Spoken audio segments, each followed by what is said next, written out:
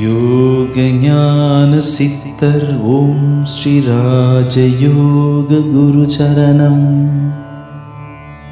யோக ஞான சித்தர் ஓம் ஸ்ரீ ராஜயோக குரு சரணம். மனிதர்கள் வாழ்க்கையில் பிறந்து வளர்ந்து அது வாழ்க்கை என்பதே ஒரு ஒரு போராட்டம் தான். போராட்டம் இல்லைன்னா வாழ்க்கை இல்லை. ஆக ஒரு போராட்டம் என்பது ஒரு வாழ்க்கையில் ஒரு சாதாரண ஒரு விஷயம், ஒரு இயல்பான ஒரு ஒரு நிலை. அது ஒரு பெரிய விஷயமாக எடுத்துக்கொள்ளவே கூடாது. சொல்ல முடியாது. ஒரு ஆள் யாருமே உறுதி கொடுக்க முடியாது. வாழ்க்கையில் நாளைக்கு என்ன நடக்கும்னு, நான் வாழ்க்கையில் எனக்கு காலையிலேருந்து சாயங்காலத்துக்குள்ளே அதை ராத்திரி வரை இதுதான் நடக்கணும் யாருமே உறுதி கொடுக்க முடியுமா? கொடுக்க முடியாது. கேரண்டி பண்ண முடியுமா? கேரண்டி பண்ண முடியாது. நாளைக்கு நான் இன்றைக்கே எது வேணாலும் எப்போ வேணாலும் நடக்கலாம். மனிதனோட வாழ்க்கை அப்படி தான். ஆக நடப்பது அதை பற்றி நம்ம நினைக்கிறதுக்கு எதுவுமே இல்லை. வாழ்க்கையில் தன்னம்பிக்கை இறை நம்பிக்கையோடு தியானம் எல்லாம் செஞ்சுட்டு வந்துன்னு சொன்னால் நம்ம வாழ்க்கையில் என்ன நம்ம என்ன எதிர்பார்க்குறோம் அது மட்டும்தான் நம்ம நினைக்க வேண்டும். வாழ்க்கையில் குடும்ப மகிழ்ச்சி, அல்ல கல்வித்துறையில் அப்புறம் கல்வி, அல்ல திருமணம் ஆகாதவர்கள் நல்ல கணவர் அமையணும், அல்ல நல்ல மனைவி அமையணும், வாழ்க்கையில் வெற்றி பெறணும், அல்ல பதவி உயர்வோ என்ன தேவையோ அதை மட்டும்தான்.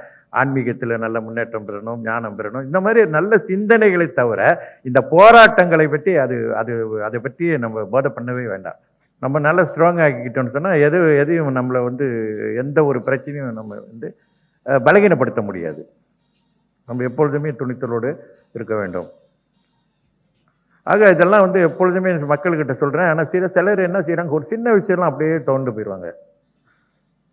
அப்புறம் தோண்டு போனோன்னு அப்படியே வாசனையிலே இருந்து எல்லாத்தையும் விட்டு அப்புறம் பல பிரச்சனைக்கு ஆளாகி சிரமங்கள்லாம் விட்டு அப்புறம் திரும்ப பயிற்சியில் கலந்து அப்புறம் திரும்ப வருவாங்க தின்னூர்.